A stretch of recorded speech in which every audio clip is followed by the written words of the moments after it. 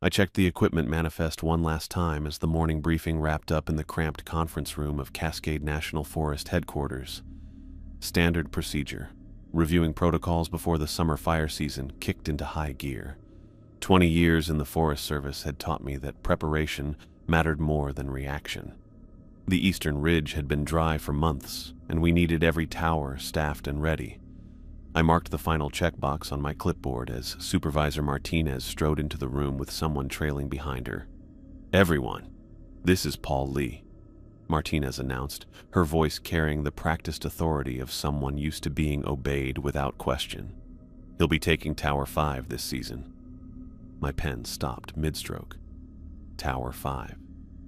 I looked up slowly. The kid couldn't have been more than 27, standing awkwardly beside Martinez's imposing figure.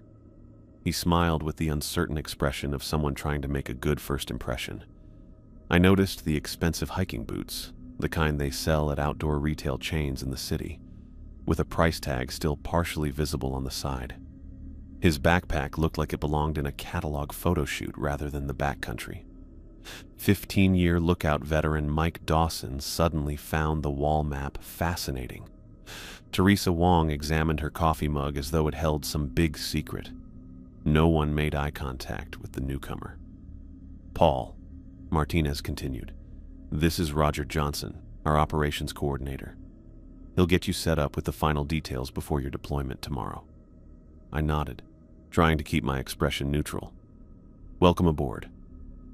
Let's go through your assignment details." I led him to my office, little more than a desk with stacks of weather reports, topographical maps, and personnel files. As Paul settled into the chair across from me, I noticed his hands fidgeting with the straps of his backpack. The pack had probably never seen dirt. "What's your background in forestry?" I asked, already knowing the answer from the way he carried himself. This is actually my first Forest Service job," Paul admitted with a nervous laugh. "I was working in software development in Portland until a few months ago. After my breakup, I needed to get away, somewhere quiet to think." The answer I expected but didn't want to hear. Tower 5 was no place for someone running from personal problems. "Tower assignments typically go to experienced personnel," I said carefully, "especially the remote locations like Tower 5. It's a challenging post, limited access, minimal supply runs, and you'll be completely alone most of the time." Paul nodded too quickly. "That's exactly what I'm looking for. The isolation sounds perfect after everything." I pulled out the map and unfolded it across my desk.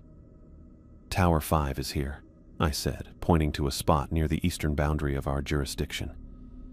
"It's a 6-hour hike from the nearest access road. No cell service. Radio contact only, and sometimes that gets spotty during storms." While Paul studied the map, I stepped out briefly to find Martinez. She was in the copy room, arms folded as the old machine produced yet another paper jam. "A word?" I asked, keeping my voice low. She sighed but followed me into the hallway. "What's the problem, Johnson?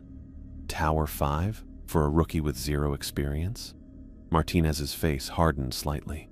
"We're down 3 experienced lookouts from last season. Fisher retired. Okafor took that position with BLM, and Santiago's on medical leave. We need eyes on the eastern ridge." "There are 4 other towers with eastern visibility," I countered. "Tower 5 has been vacant for 3 years for good reason." "For no reason except ridiculous rumors," Martinez said firmly. "Tower 5 has the best sightlines to the drought zones. This isn't up for debate." "The last person we stationed there had a documented history of mental health issues," Martinez cut me off.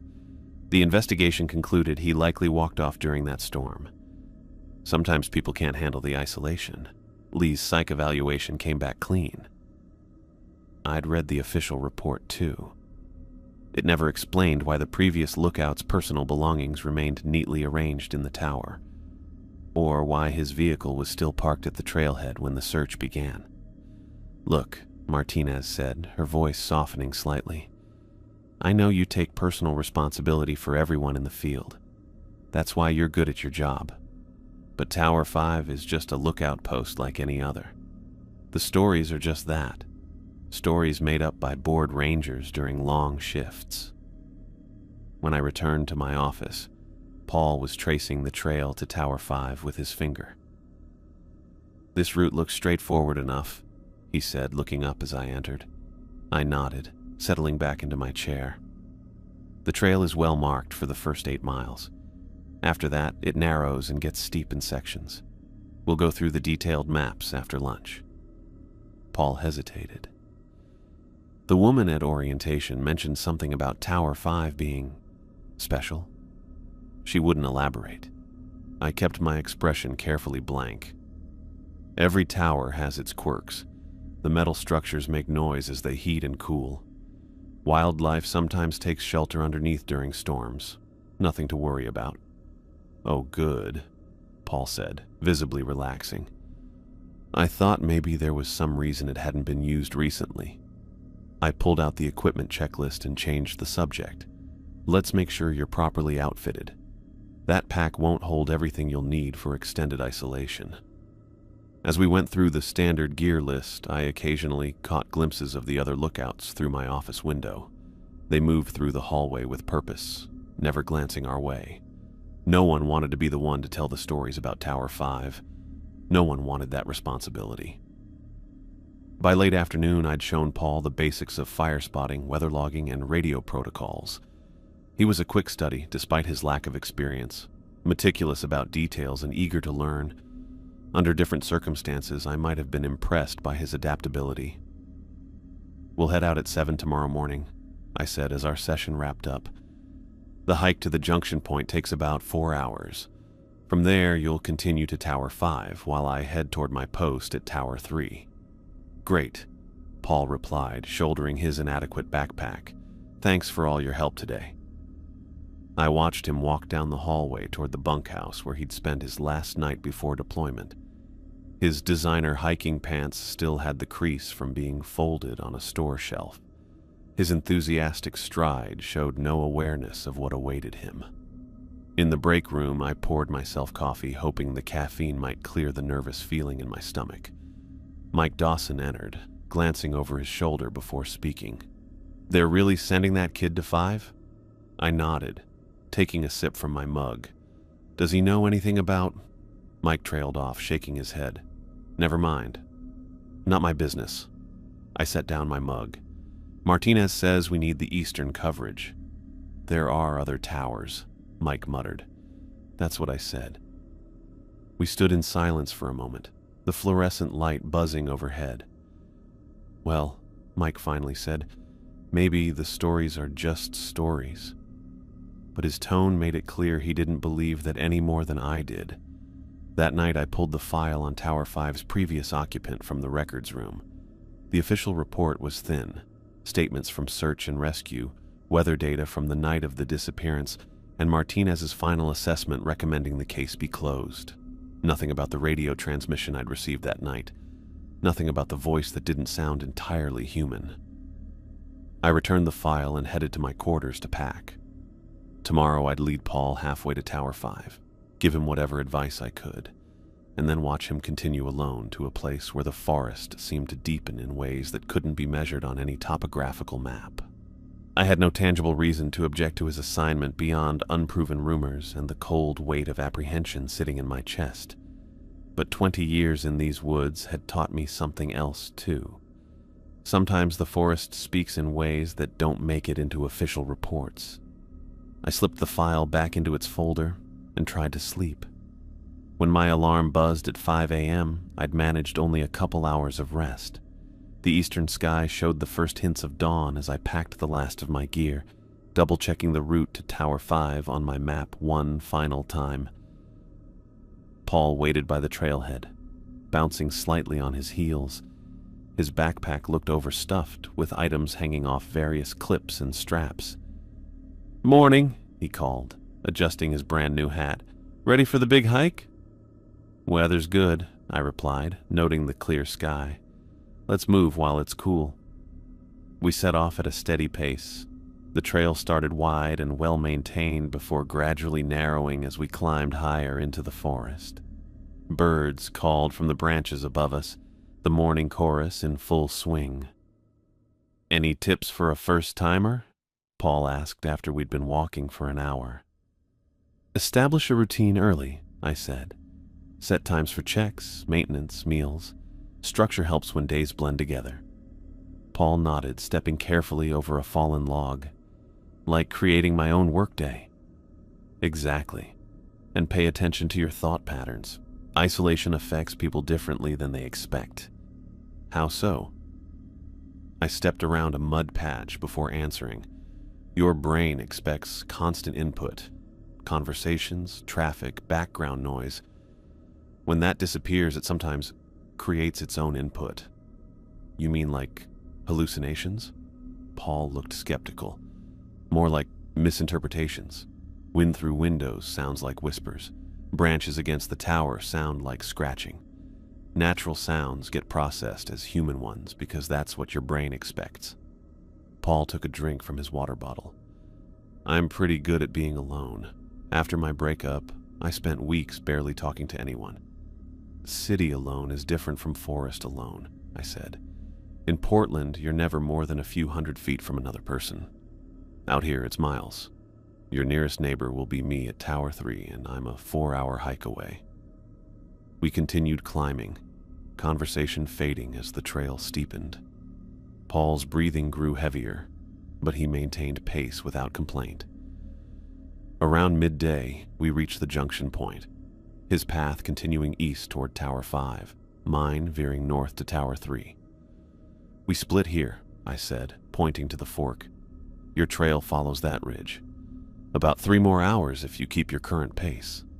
Paul studied his map, comparing it to the landscape. Looked straightforward enough. I reached into my pack for the extra emergency radio. Take this, I said, handing it to him. It's not standard issue, but it has better range in bad weather. He turned it over in his hands. What's wrong with the regular radio? Nothing. This is just insurance. I paused. Tower 5's location sometimes gets reception interference during storms. He tucked the radio into his pack. Thanks. Remember your protocols. Morning check at 800, evening at 2000. Additional reports for any smoke sightings or unusual activity. Define unusual. I watched a hawk circle overhead, buying seconds to frame my response. Fire behavior, wildlife patterns, anything that seems off. Off? He repeated, smiling slightly. Very scientific. You develop instincts out here, I said, not returning his smile. If something doesn't feel right, trust that feeling. Paul nodded politely, already adjusting his pack to continue. I'll keep that in mind. One more thing, I added. Has Martinez mentioned anything about Tower 5's history? Just that it hasn't been used for a few seasons. Paul's eyebrows lifted. Why? Is there something I should know? Here was my chance to warn him properly. Protocol be damned. But what would I say? That lookouts reported hearing things that weren't there? That the previous occupant vanished during a storm after reporting someone or something climbing his tower stairs? It has a reputation among the veterans, I said finally. Stories get passed around, especially about the remote towers. What kind of stories? The usual ghost tales, strange noises, mysterious lights, figures in the trees. Paul laughed, the sound sharp in the quiet forest. I don't believe in ghost stories, he said confidently. I'm more worried about bears than boogeymen. I nodded, unable to share his certainty. Follow the ridge trail. Tower 5 will be visible once you clear the tree line. Can't miss it. We parted ways, Paul hiking east while I turned north. I stopped after 50 yards, watching his red backpack move against the green pines until he disappeared around a bend. The worry in my chest didn't lift as I continued toward Tower 3. My tower greeted me with creaking steps and the smell of a space closed up for months. I established my base efficiently, setting up equipment and supplies with practiced movements. The evening brought the first radio check, all towers reporting in sequence, Paul's voice clear and professional when his turn came. Tower 5 established and operational, he reported. No smoke sightings, visibility at 18 miles. Over. 3 days passed without incident. Paul's reports remained routine, showing the meticulous attention to detail I'd noticed during his training. I began to wonder if my concerns were exaggerated, if perhaps the stories about Tower 5 were simply that, stories. On the 4th night, just as I was completing the final check, the radio crackled with an unscheduled call. Tower 5 to Tower 3. "Go ahead, Tower 5, I responded. A pause stretched through the static. "Someone walked up my tower stairs tonight," Paul said, his voice tight with controlled tension. I sat up straighter. "Repeat that?" "About an hour after sunset. Distinct footsteps on the metal stairs. Human footsteps, Roger. Slow and deliberate. Did you see anyone?" "I went down to check. Nobody there. I searched the perimeter with my spotlight. Nothing." I reached for my logbook, noting the time and details. "Any wildlife activity in your area today?" "Just deer and squirrels. Nothing large enough to make those sounds." "Metal structures make noise as they cool after sunset," I said, keeping my voice steady. "Temperature changes cause expansion and contraction, create sounds that resemble footsteps. This wasn't random creaking." His insistence came through clearly despite the static. It was purposeful. "Bears sometimes investigate towers," I offered. "They're curious animals." It wasn't a bear. The edge in his voice had sharpened. "Isolation plays tricks on your mind," I continued, forcing casualness into my tone. "Your brain searches for patterns, tries to process unfamiliar noises as something recognizable. It's normal, especially in the first few weeks." The radio fell silent for several seconds. "Yeah," he finally responded. "Makes sense." He didn't sound convinced. "Try to get some rest," I advised. "First week is always the hardest." "Right. Tower 5 out." I placed the radio back in its cradle, remembering similar reports from Tower 5's previous occupant.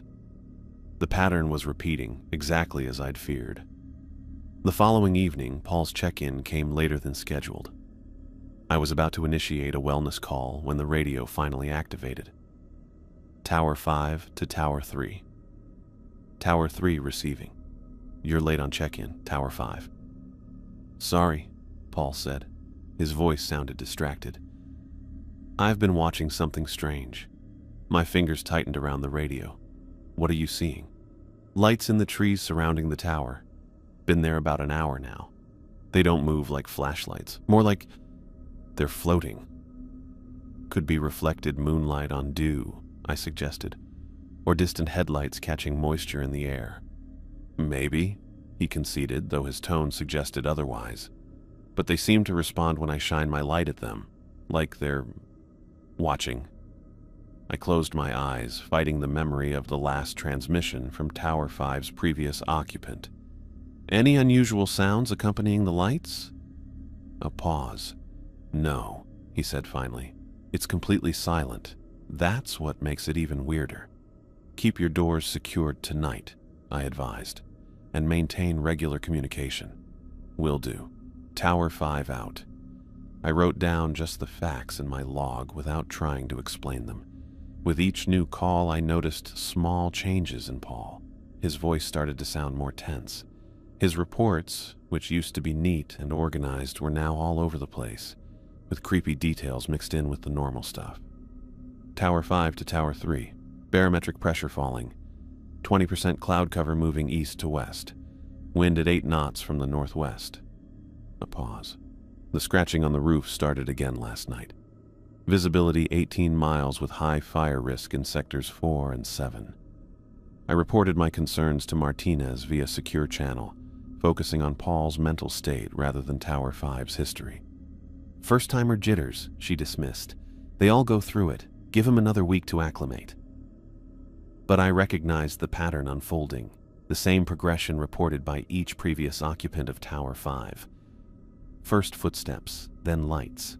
Soon would come the whispers, then laughter in the dark. I pointed my binoculars toward the eastern ridge where Tower 5 stood against the evening sky. Somewhere in that small metal box, Paul sat alone, watching lights that shouldn't exist while something worked to unravel his grip on reality. Or worse, showed him a reality the rest of us refused to see.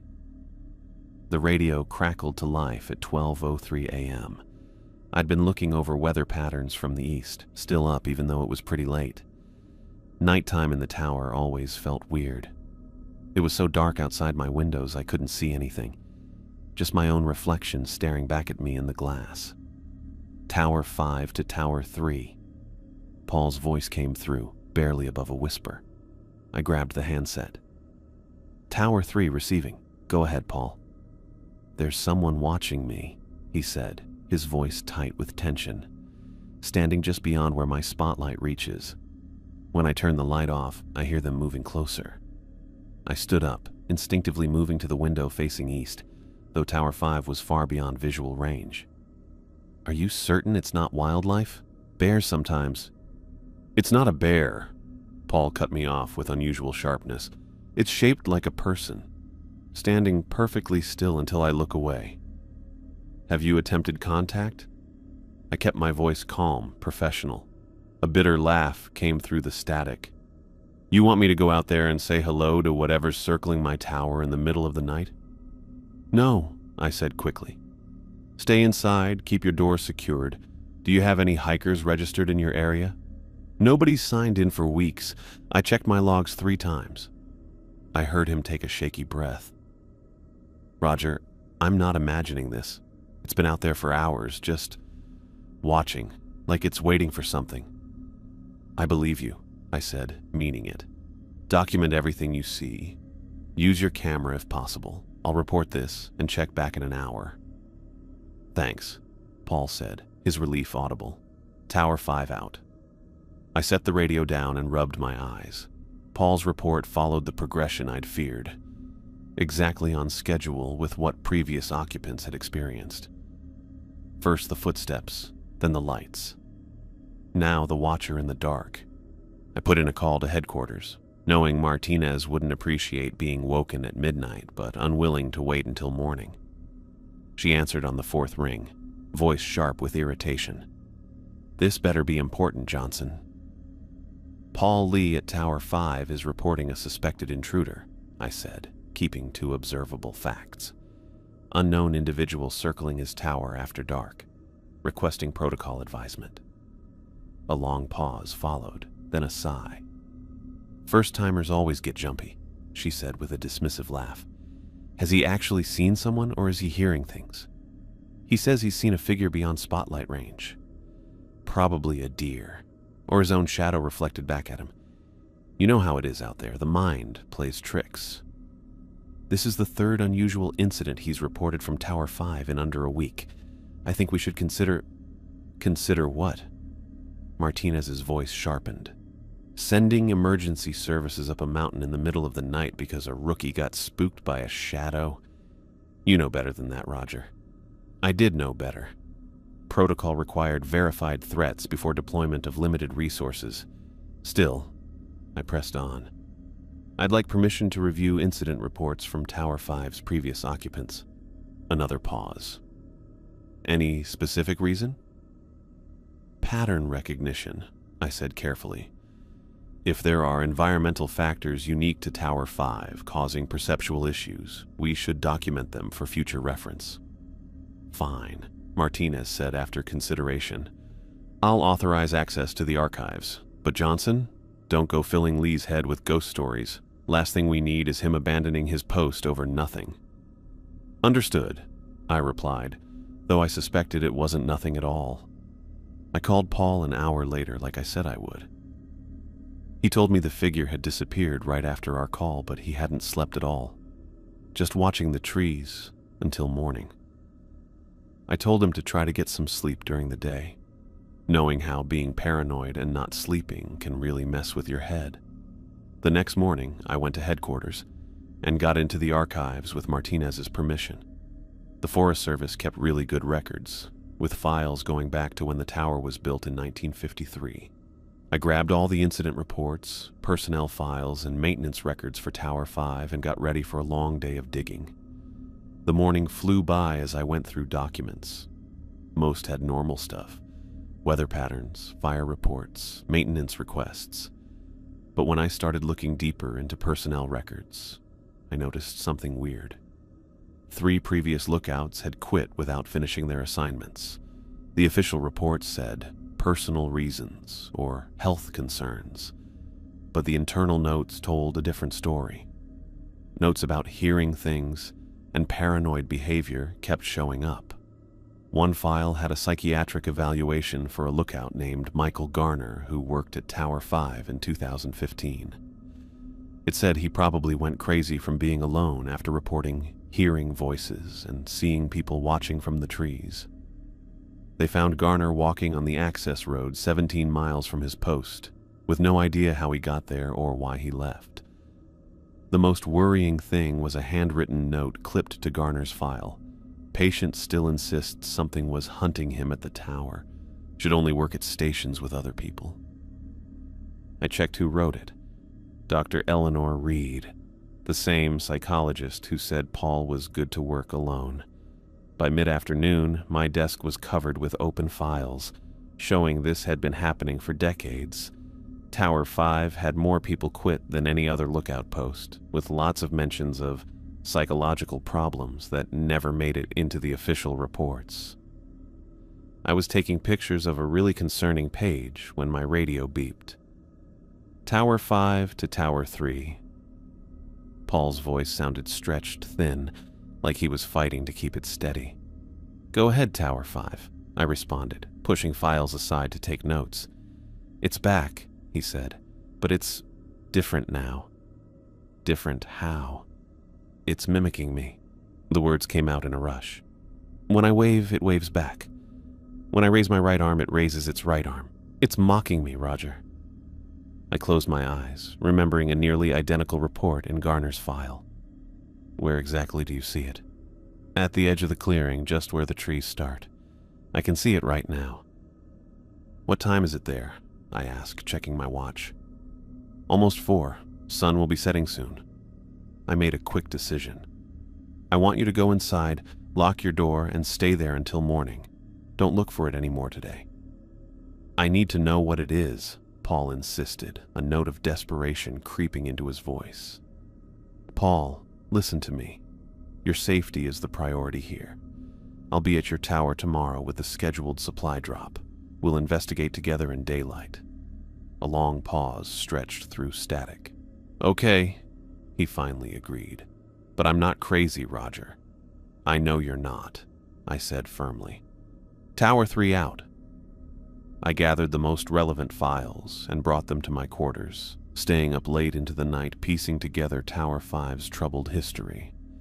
The reports contained too many similarities to be coincidence, yet no official acknowledgement of the pattern existed anywhere in the records.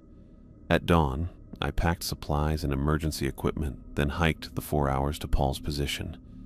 The journey gave me time to think, to consider what I'd tell him about my findings. I decided on honesty.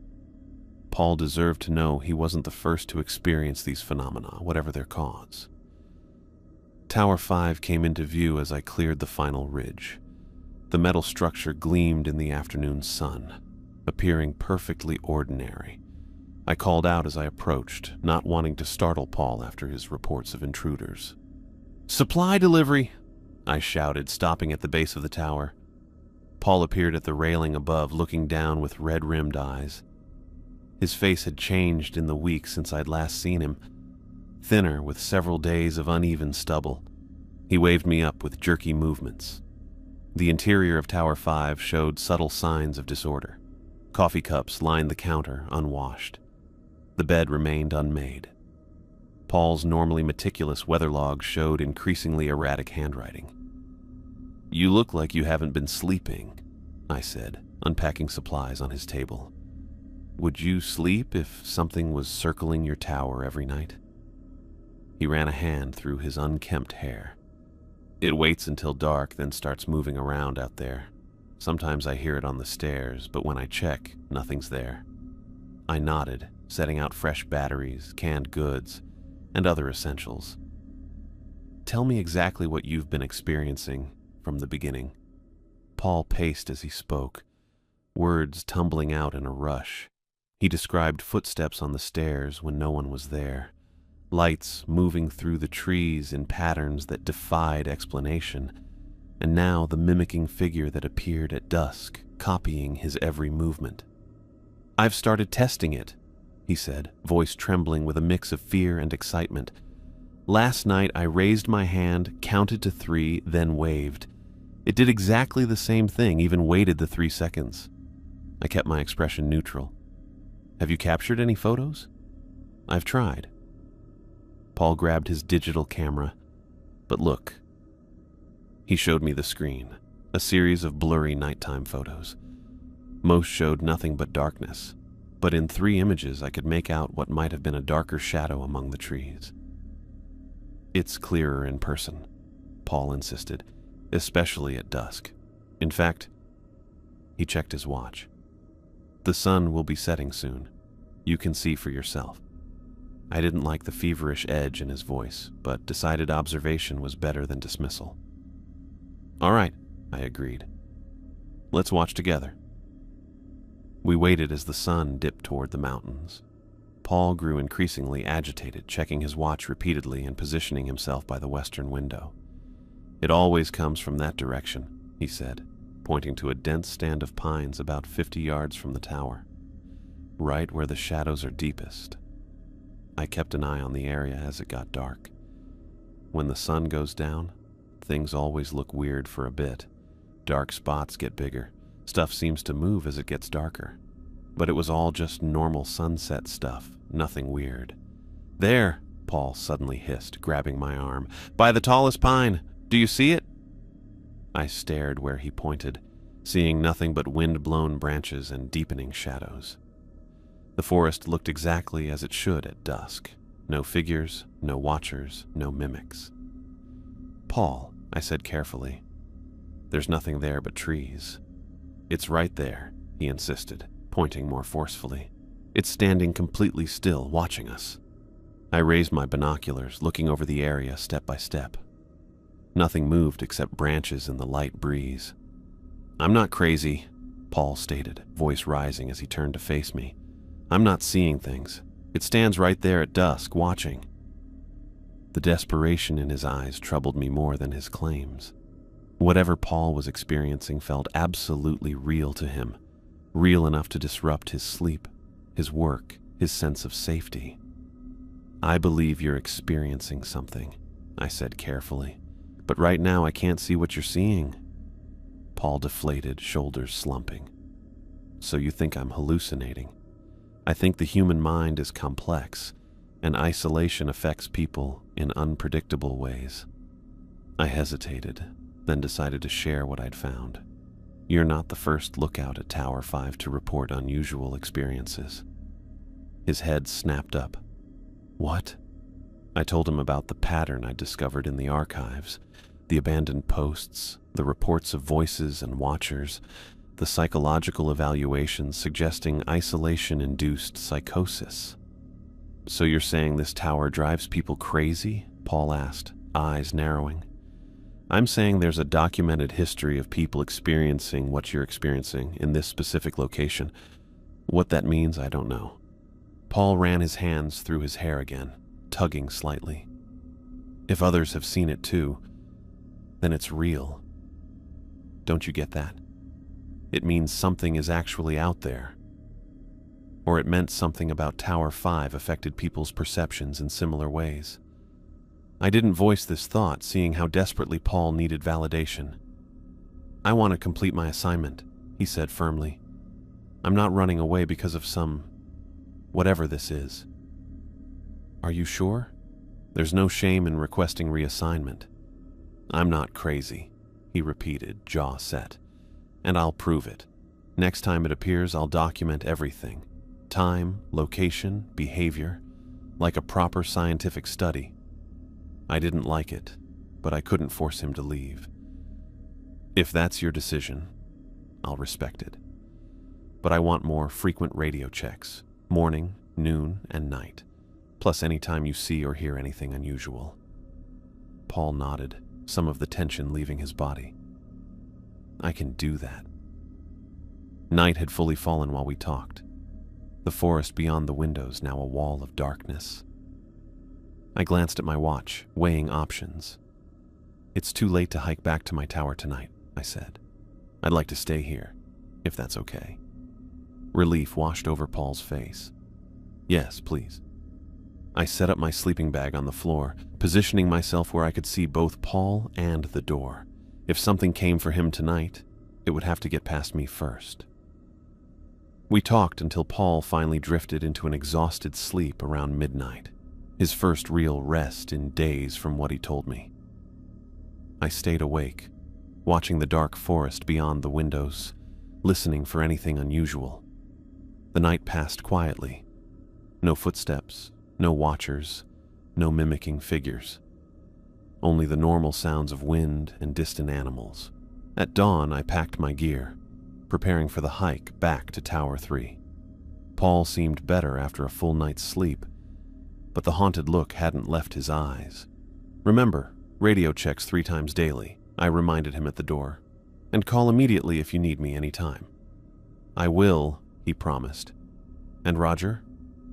Thanks for not dismissing me outright. Everyone else would have said I was just hearing things." I nodded, uncomfortable with his gratitude when I couldn't fully back up his experiences. As I went down the tower steps, I looked toward the group of pine trees where Paul had insisted the figure stood. In clear morning light, it was just trees. Nothing more, nothing less. I started the long hike back to my own tower, worried about what was happening to Paul. Whether his experiences came from isolation, lack of sleep, or something else entirely, his distress was real. And despite all my training, I had no idea how to help him. The forest felt different as I walked. The trails I knew so well seemed changed. Not because anything looked different, but because I now knew that something about these woods, or something in them, was affecting Paul in ways I couldn't explain or protect him from. The weather report arrived by email while I unpacked my gear. I'd been back at Tower 3 for less than 2 hours, still replaying my conversation with Paul in my head. The forecast caught my attention immediately. A severe thunderstorm system developing over the western mountains, predicted to cross directly over the eastern ridge by nightfall. I opened the regional radar, watching the massive cell's movement. The storm's intensity registered in deep reds and purples, the classic signature of atmospheric instability. Lightning strikes already peppered the western quadrant, and the system showed signs of strengthening as it approached our sector. Protocol required immediate notification of all lookouts when severe weather threatened the region. I pulled out my logs and began the standard alert sequence on the radio. Tower 3 to all stations, weather advisory, strong thunderstorm system approaching from the west. Expected to cross eastern ridge between 2200 and 0100 hours. Prepare for heavy precipitation, lightning strikes, and high winds. Acknowledge receipt of this message in sequence. Over. The responses came in order. Towers 1, 2, 4, and 7 acknowledged with standard confirmations. When Tower 5's turn came, I waited an extra beat before Paul's voice broke through. "Tower 5 receiving," he said, his tone noticeably different from our last conversation, almost relaxed.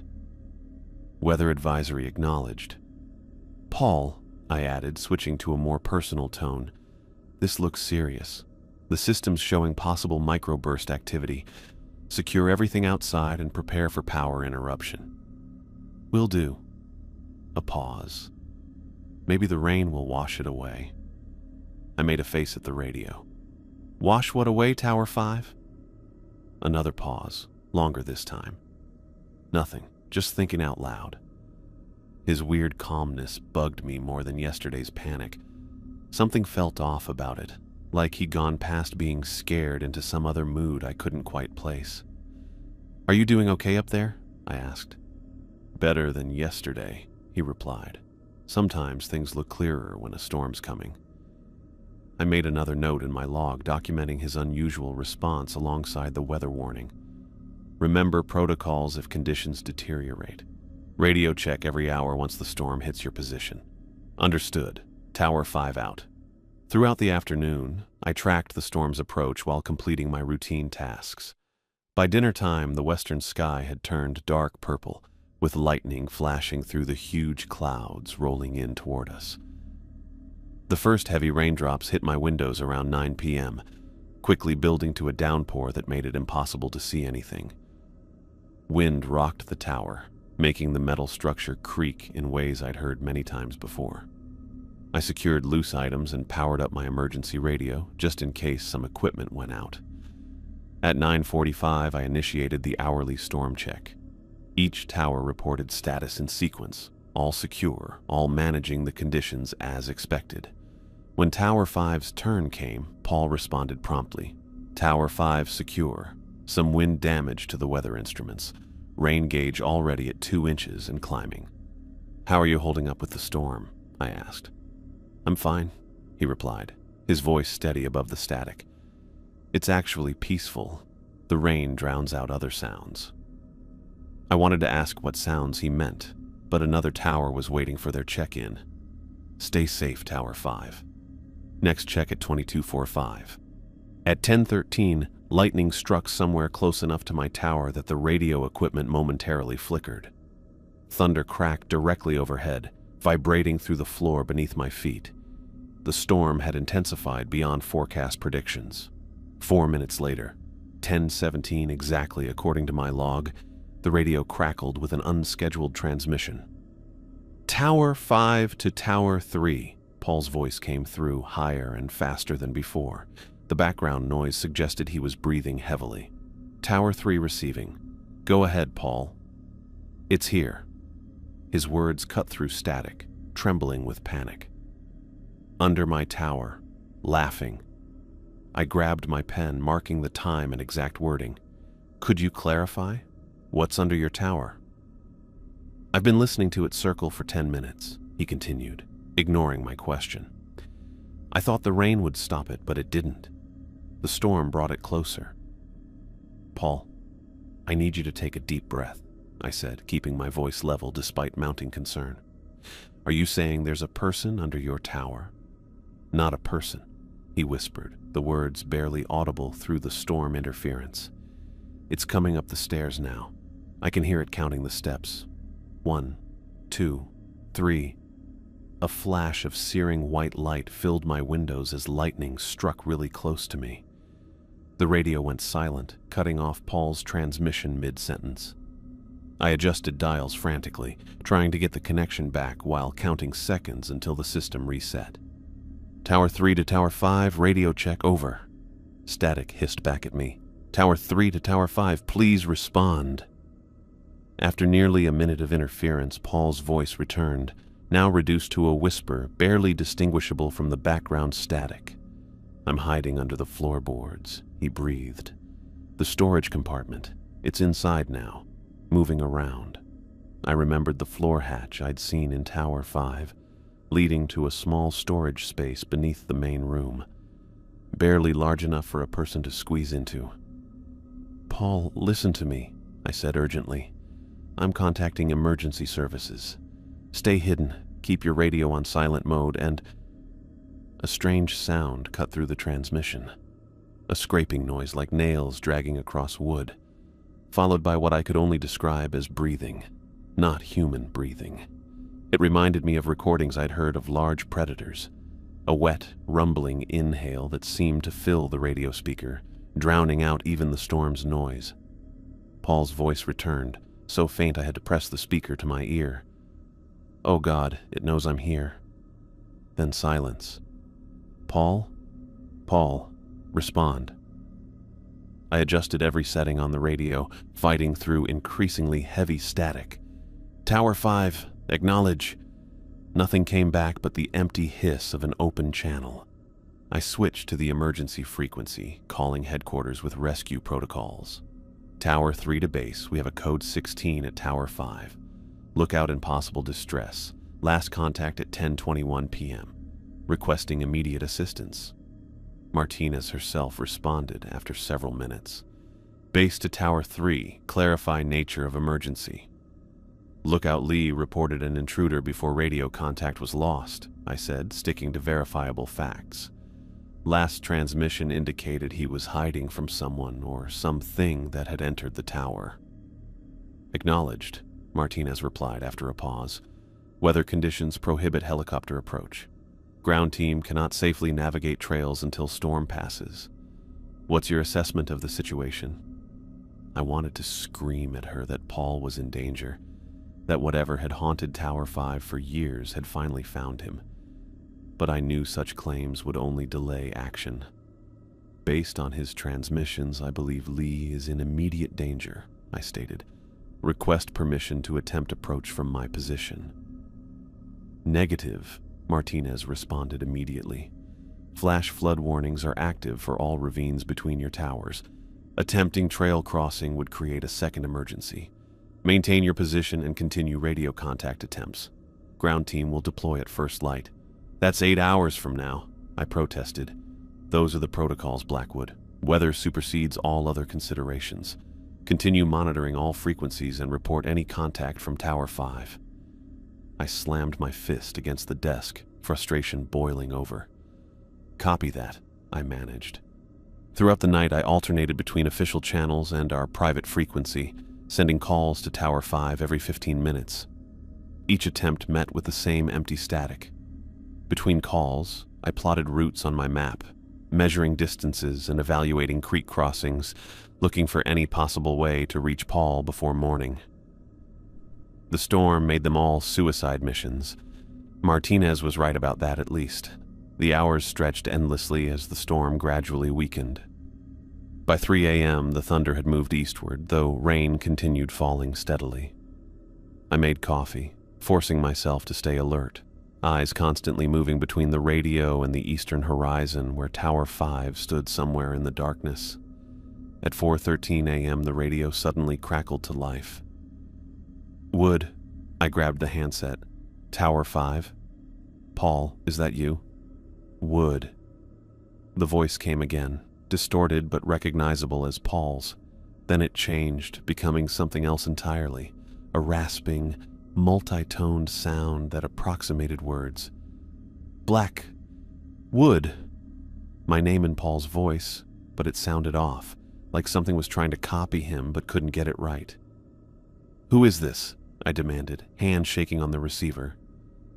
The radio produced that strange breathing sound again, closer to the microphone now, followed by what might have been laughter, distorted by static.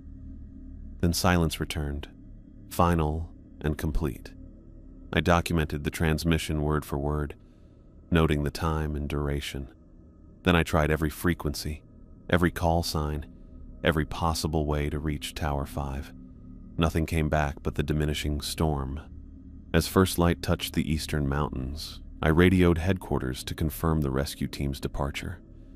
Martinez assured me they were already moving up the trail, with estimated arrival at Tower 5 by mid-morning.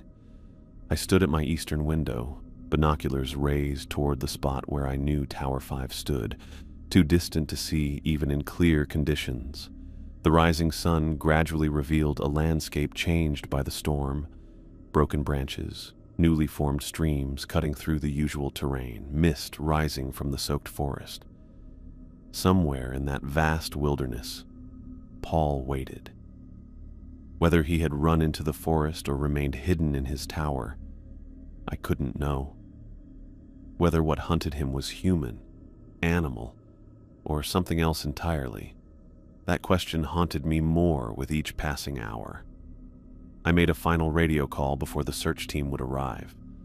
Tower 3 to Tower 5. Paul, if you can hear me, help is coming. Just hold on. The clouds parted slowly as dawn broke over the eastern ridge.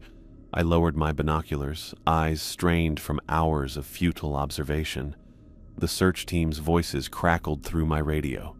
They had assembled at the trailhead and were awaiting my arrival. I packed my gear with practiced efficiency, mind fixed on what we might find at Tower 5.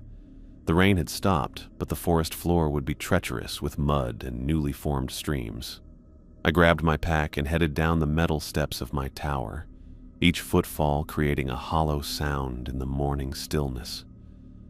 The 4-person search team waited at the junction trail, 2 rangers and 2 sheriff's deputies from the county. They nodded grimly as I approached, already briefed on the situation. "Johnson," the lead deputy greeted me. "Any further contact from Tower 5? "Nothing since that partial transmission at 4:13, I said. "Let's move quickly." We set a brisk pace up the muddy trail, splashing through newly formed streams and navigating around fallen branches. The storm had left its mark on the forest, but nothing catastrophic, mostly surface damage that would heal with time. The deputy tried engaging me in conversation about Paul's mental state in previous communications, probing for signs of instability. I gave short, factual responses, unwilling to feed the narrative I knew was already forming in official minds. Another lookout who couldn't handle the isolation. Tower 5 came into view as we crested the final ridge, its metal frame gleaming in the morning light. I paused, checking for any obvious damage or disturbance. The structure stood perfectly intact, as if the violent storm had somehow passed around it. "Looks undamaged," one of the rangers noted with surprise. "Let's check inside," I said, already moving toward the base of the tower. I called Paul's name as we approached, not really expecting an answer, but following protocol. Silence was the only response. The stairs were slick with rainwater as we climbed, our footsteps creating a steady metallic pattern. The door to the lookout room was closed but unlocked. I hesitated with my hand on the latch, suddenly afraid of what we might find inside. With a deep breath, I pushed it open. The interior of Tower 5 hit me with its normalcy. No signs of struggle, no disorder, no indication of panic or hasty departure. Paul's bed was neatly made with hospital corners, his dishes clean and arranged on the drying rack. His logbook sat open on the desk, filled with his meticulous handwriting documenting weather patterns, visibility reports, and routine observations. "Check this out," the deputy said, picking up the logbook. "Last entry was 9:42 p.m. yesterday. Just a standard weather report. Notes the storm intensity and reduced visibility." I moved through the small space, taking in details. Paul's jacket hung on its hook. His personal items remained arranged on the shelf above his bed. Even his toothbrush stood in its holder by the small sink. Then I saw it. The floor hatch was open, revealing the dark storage space beneath the main room. Next to it lay Paul's flashlight, its beam still on but dimmed to a faint yellow glow from depleted batteries. I knelt beside the hatch, shining my own light into the cramped storage area. Empty food containers, spare equipment, and emergency supplies lined the walls, but no sign of Paul. "He mentioned hiding down there during his last transmission," I explained to the team. The lead deputy joined me, examining the space. Not much room. Could barely fit a person. He looked at the flashlight, then at me. "How long's that been on?" "About 12 hours, if it's been on since his last transmission." We expanded our search outward from the tower. One of the rangers found footprints in the mud heading southeast from the tower, but they disappeared after 30 yards where the ground got harder under the trees. The deputy called for more help on the radio. By afternoon, 12 people were searching the woods in bigger and bigger circles, yelling Paul's name. Dogs came the next morning, but they couldn't find much. Too much rain had washed away any good scent trail. For 3 days, I went with every search team, climbed down into every ravine, and looked in every possible hiding spot. We didn't find his backpack, clothes, or any more footprints. The forest was empty, like Paul had just vanished. On the evening of the 3rd day, I sat by myself in Tower 5, going through Paul's logbook for what felt like the 100th time. His notes didn't show him losing it. They were all normal and by the book. The only weird thing was a note from 3 days before he disappeared. Reflective eyes spotted a tree line, 9:37 p.m. Too big to be local wildlife. Going to check it out tomorrow. He didn't write anything about it in his later entries. The official search ended pretty much how you'd expect. Martinez showed up on the 4th day, went over everything with the sheriff's department, and signed the papers that ended the active search. "We're classifying this as a voluntary departure during psychological distress," she informed me as we stood outside Tower 5. His personal history supports this conclusion. What personal history? I asked. Martinez pulled a folder from her briefcase and handed it to me. Inside, I found medical records indicating Paul had sought treatment for anxiety and paranoid ideation 6 months before joining the Forest Service. This doesn't make sense, I said, examining the documents. He never mentioned this. His screening should have... He concealed it during his application, Martinez interrupted. Our background check was incomplete. That's on us, and we'll improve our processes. But the facts remain. Isolated lookout with history of mental health issues, reports increasingly paranoid observations, then vanishes during a storm. I closed the folder. And the radio transmission? I heard someone or something using his voice. The lead investigator from the sheriff's department overheard this. "We've reviewed your logs," he said. "Severe electrical storms cause all kinds of interference. Voice distortion is common." This wasn't interference, I insisted. Something was in that tower with him. Martinez gave me a look that mixed pity with professional patience. "Roger, we've checked everything. No signs of struggle, no blood, no evidence of any intruder, just a neat, orderly tower and a missing person who had previously experienced delusions. So that's it? Case closed? We'll keep his name in the system," the deputy offered. "If he uses his credit cards or contacts family, we'll know. But right now, all evidence points to him walking away on his own." I looked up at Tower 5, its windows reflecting the afternoon sun. What about this tower? Surely after multiple incidents. "We're closing it for the remainder of this season," Martinez said firmly. "But Tower 5 provides essential coverage for the Eastern Quadrant. We lose 1 or 2 rookies every few years, Roger. Not everyone's cut out for this job." Her dismissive tone made my jaw clench. This wasn't about Paul being unsuitable. Whatever had happened here was more than just someone going crazy from being alone too long. "I want to review the historical incidents again," I said. "The pattern is coincidental," Martinez finished for me. "The case is closed, Johnson. I need you back at Tower 3 by tomorrow. Fire season waits for no one." I spent my last night at Tower 5, sleeping on the floor instead of using Paul's neatly made bed. I barely slept, always listening for any weird noises besides the usual creaking of the metal tower. In the morning, I checked everything one more time before packing up. The bright, sunny sky and chirping birds seemed way too happy compared to how I felt. The forest looked completely normal now, like nothing strange had ever happened. Before leaving, I stood in the middle of the lookout room and slowly turned around to see it all one last time. I could still feel Paul's personality and how organized everything was, how tidy he kept everything, all the little details. These weren't the habits of someone losing their mind. I closed and locked the tower, then started the long hike back to my own station. With each step, I got further away from all my unanswered questions. Where had Paul gone? What came into the tower during the storm? Why did the footprints just stop out of nowhere like he disappeared while walking? And why was Martinez so quick to ignore all the weird stuff that kept happening at Tower 5? The official report would just say another lookout couldn't take the loneliness. Paul's disappearance would become a scary story they tell during training, his name added to the list of people who couldn't handle it. But the super-organized tower told me something different. Paul's careful preparations and detailed logs didn't match up with their story about him having a breakdown. Something happened during that storm, something the official reports would never admit or explain. As Tower 5 got smaller behind me, I carried not just my backpack, but also all these unsolved mysteries. The investigation was over, but the questions stayed with me, just like that strange transmission I heard on that stormy night. 2 months had passed since the search for Paul Chen officially ended.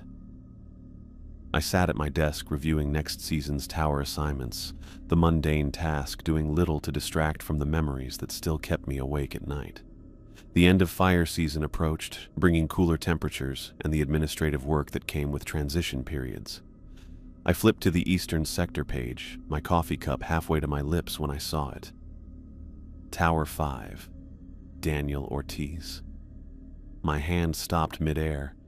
The coffee splashed over the rim as I set the cup down too quickly. Tower 5 was supposed to remain closed. At least that's what Martinez had told me. Yet here it was, back on the active roster with a new name beside it. Someone else Martinez was willing to send into whatever waited there. I grabbed the assignment sheet and headed straight for her office, not bothering to knock. Martinez looked up from her computer with mild annoyance as I entered. "We need to talk about Tower 5, I said, holding up the assignment sheet. "I assumed you'd be by," she sighed, leaning back in her chair. "Close the door."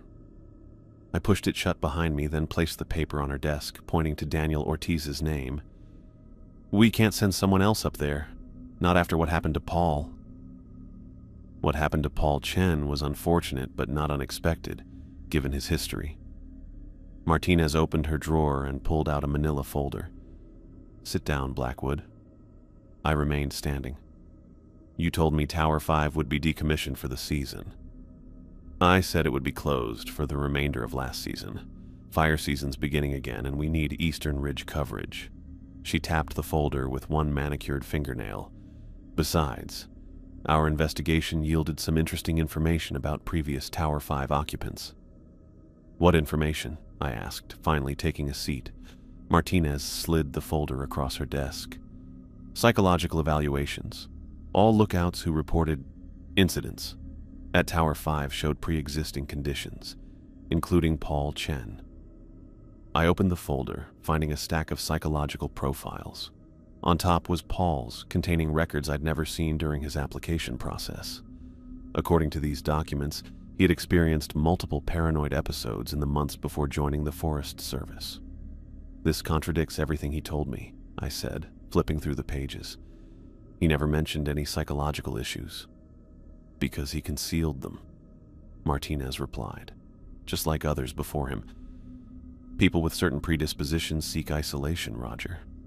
Sometimes to escape, sometimes to prove something to themselves." The papers looked legit. Real medical letterhead, signed forms, treatment notes. But this didn't match up with the Paul I knew, the guy who was always so organized and level-headed. "These could be falsified," I said, though without conviction. Martinez's expression hardened. "Are you suggesting the Forest Service is fabricating medical records? That's a serious accusation." "I'm suggesting something happened at Tower 5 that can't be explained by pre-existing conditions." I closed the folder and pushed it back across the desk. "And now, you're sending another lookout into the same situation." "Daniel Ortiz has an exemplary psychological profile," Martinez said. "And unlike Chen, his background check was thorough. He's stable, competent, and eager for the assignment." "Paul was eager too," I reminded her. Martinez stood, signaling our meeting was ending. "Your concerns are noted, Blackwood, but the decision is made. Daniel Ortiz begins orientation tomorrow morning. As operations coordinator, I expect you to provide the same thorough training you give all new lookouts." "Without mentioning what happened to his predecessor?" I asked. "Without embellishing isolated incidents into ghost stories," she corrected. "Stick to protocols and procedures. That's an order." I left her office with a weight in my stomach that had nothing to do with the coffee. The folder with its damning psychological reports stayed with Martinez, but the image of those documents burned in my memory. Everything in them contradicted what I knew of Paul, or thought I knew. Daniel Ortiz arrived for orientation the next morning alongside 2 other new lookouts. He stood out immediately, not because of any particular feature, but because of the eerie similarity to Paul Chen. Not physically, but in his demeanor. Young, probably mid-20s. Eager, unprepared. While the others wore practical hiking boots and weather-appropriate layers, Daniel sported clean trail runners with minimal wear, and a lightweight jacket better suited for urban environments than mountain conditions. His backpack, an expensive brand with unnecessary attachments, still had the manufacturer's tags partially tucked under a strap. After the general orientation session, I called each new lookout for individual meetings. Daniel entered my office with an enthusiastic smile that made my chest tighten with an uncomfortable sense of repetition. "Mr. Blackwood," he said, extending his hand. Daniel Ortiz, really looking forward to working with you. I gestured to the chair across from my desk. Please sit down. Tell me about your background in forestry. His smile dimmed slightly. Well, to be honest, this is my first forestry job. I've been working in retail management in Seattle for the past couple years. He leaned forward, eyes bright with anticipation. But I've always loved the outdoors, hiking, camping on weekends. I needed a change, something meaningful. The parallels to Paul were uncomfortable. Another city dweller seeking meaning through isolation, another unprepared rookie assigned to Tower 5. Have you ever spent extended periods alone in wilderness settings? I asked, already knowing the answer. Does a week-long solo camping trip count? He laughed. I know lookout duty is more intense, but I'm ready for the challenge. I'm good with being alone. Just as Paul had been. Training proceeded over the next 3 days. I took Daniel and the other rookies through standard protocols, fire spotting techniques, weather monitoring, radio procedures, emergency responses. Throughout it all, I watched Daniel carefully, looking for any sign of the psychological issues that had allegedly afflicted previous Tower 5 occupants. I found none, just enthusiasm, competence, and the normal nervousness of someone beginning a new chapter. On the second afternoon, during a session on psychological preparation, I emphasized the challenges of prolonged isolation more than I typically would. The human mind isn't designed for extended periods without social interaction, I explained to the group. Your perception changes when you're alone for weeks at a time. You'll hear things in the wind, see movement in shadows, imagine patterns where none exist. The other rookies nodded seriously, but Daniel seemed unconcerned. How do we counter that? One of the others asked. Routine, I said. Strict adherence to schedules, regular radio contact, daily logs. These aren't just administrative requirements, they're psychological anchors that keep you connected to reality. What about actual dangers? Daniel asked. Wildlife, hikers gone rogue, that kind of thing? I looked at him directly. Real threats announce themselves clearly. The mind makes up threats when there are none. That's the bigger danger in isolation.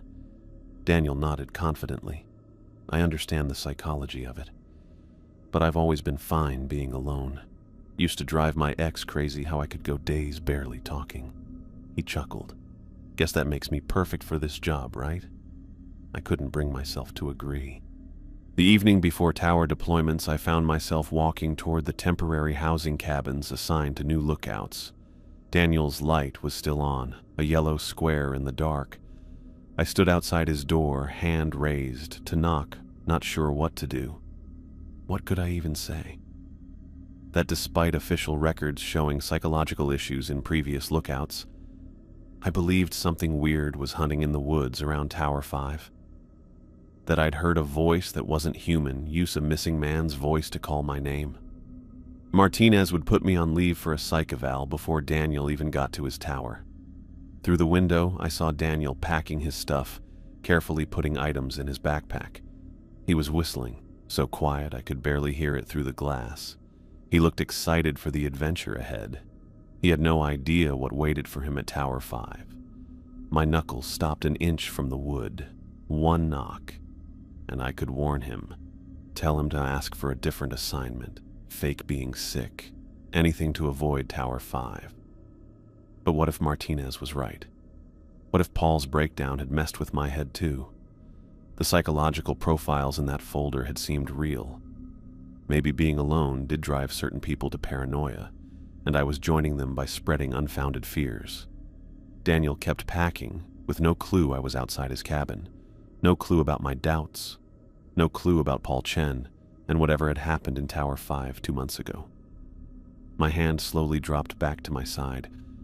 I'd failed to warn him, and the guilt of that decision would stay with me through another sleepless night. Morning arrived with cloudless skies and gentle breezes. Perfect hiking weather for tower deployments. I stood at the staging area, clipboard in hand, checking off equipment as the 3 new lookouts loaded their packs into the vehicles. Daniel adjusted his backpack straps with unpracticed movements, his face bright with anticipation. That same eager expression had been on Paul's face months ago. I looked away, focusing on the checklist in front of me. Martinez moved among the rookies, delivering final instructions about protocols and schedules. When the other two lookouts headed toward their assigned vehicles, I made a split-second decision and pulled Daniel aside. "Take this," I said, pressing a satellite phone into his palm. "If your radio fails for any reason, call me immediately." Daniel turned the device over in his hands. "Is this standard issue? They didn't mention this in orientation." "It's not standard," I admitted. "Consider it insurance. The terrain around Tower 5 sometimes interferes with radio signals." "Won't Martinez have a problem with this?" he asked, lowering his voice. "Let me worry about that. Just keep it with you at all times." He slipped the phone into his side pocket. "Thanks, Mr. Johnson. I appreciate the backup." "Roger," I corrected him. "And Daniel, remember what I said about maintaining regular radio contact. Morning and evening checks without fail." He nodded, looking confused by how serious I was but willing to go along with it. Martinez called him over before he could ask more questions, and I watched him jog toward the Forest Service truck that would take him to the Eastern Trail access point. I tried focusing on my regular tasks all morning, but I kept thinking about Daniel. By early afternoon, I'd finished setting up at Tower 3 and got all my equipment ready. Once everything was in place, I went to the eastern window with my binoculars. I could see parts of the trail to Tower 5 from where I stood. It kept appearing and disappearing through gaps in the trees. I spotted Daniel's bright red backpack as he made his way along the ridge line. His pace looked good, confident, but careful on the rough ground. Something moved at the edge of my sight. I adjusted the binoculars, focusing on a spot about 50 yards south of where Daniel was. Nothing but trees and brush. I went back to looking at Daniel, then slowly moved south again. That's when I saw it. A dark figure moving alongside Daniel's path. It kept the same distance, never getting closer but never falling behind either. It stayed just inside the tree line, making it hard to see clearly. It looked human-shaped but moved weirdly smooth, like it was gliding through the forest instead of walking. I grabbed my radio. "Daniel, come in." His reply came quickly. "Reading you, Roger. Everything okay?" "What can you see to your south about 50 yards out?" "South?" There was a pause. Through the binoculars, I watched him stop hiking and turn. "Just trees from what I can see. Some dense brush." "Why? Are you alone? See anyone else on the trail or in the area?" "Completely alone. Haven't seen another person since I left the drop point." He sounded confused. "Should I be looking for someone?" I hesitated. "No. Just checking your situational awareness. Remember to keep track of your surroundings at all times." "Will do." I watched as Daniel resumed hiking. The dark figure kept pace, maintaining that precise distance. It moved as if it knew the terrain really well, navigating obstacles without breaking stride. The figure disappeared when Daniel reached a bend in the trail that took him out of my line of sight. I moved to another window, hoping to pick up the trail again, but the angle was wrong. 10 minutes passed before Daniel emerged at another visible section. I looked across the tree line. The figure was gone. Had I imagined it? The question haunted me throughout the afternoon as I completed my regular duties. I radioed periodic checks to Daniel, each time receiving calm, professional responses. He reported good progress, clear trails, normal wildlife sightings. Nothing unusual. By evening, Daniel had reached Tower 5 and completed his setup. His voice over the radio sounded pleased, even excited about his new home for the season. No mention of strange sightings, unusual sounds, or feelings of being watched. I completed my evening duties, logged the day's observations, and made the usual checks with other towers. Everything normal, everything proceeding according to protocol. But I couldn't shake the image of that figure tracking Daniel through the forest.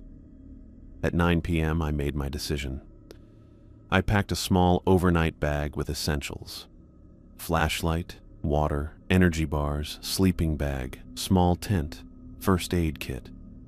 I radioed headquarters to report a routine evening patrol of my sector with an estimated return of 600 hours.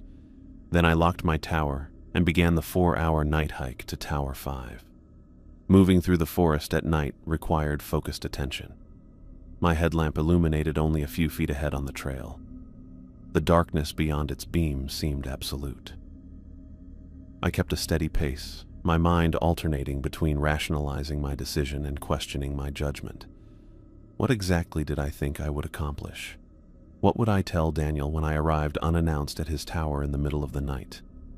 These questions still had no answers when Tower 5 came into view at 11:45 p.m.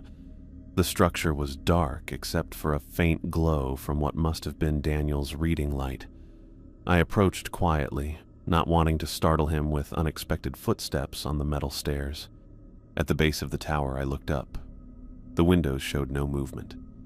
I climbed the stairs deliberately, making enough noise to announce my presence, but received no response. At the door, I knocked softly. When no answer came, I tried the handle and found it unlocked. The interior was warm and dimly lit by a small lamp beside the bed. Daniel lay fully clothed on top of his blankets, headphones over his ears, deeply asleep. His logbook sat open on the desk, with his first entry recorded in handwriting that reminded me painfully of Paul's meticulous style. I backed out quietly and closed the door. He was safe, the tower secure. My night hike had found nothing amiss. The rational thing would be to begin my return journey while I still had enough energy to make it back to my post by dawn. Instead, I descended the stairs and set up my small tent directly beneath the tower. If something came for Daniel during the night, it would have to confront me first. The setup took only minutes. I positioned my sleeping bag, placed my flashlight within easy reach, and settled in for what I assumed would be a night of self-inflicted insomnia and growing self-doubt. Exhaustion had other plans. Despite my intentions to maintain vigilance, the physical toll of the day pulled me towards sleep. My eyes grew heavy as the small tent trapped my body heat, creating a cocoon of temporary comfort. I was drifting on the edge of consciousness when I heard it, soft laughter circling my tent. Not the natural sounds of nighttime wildlife, but deliberate, human-like laughter moving with purpose.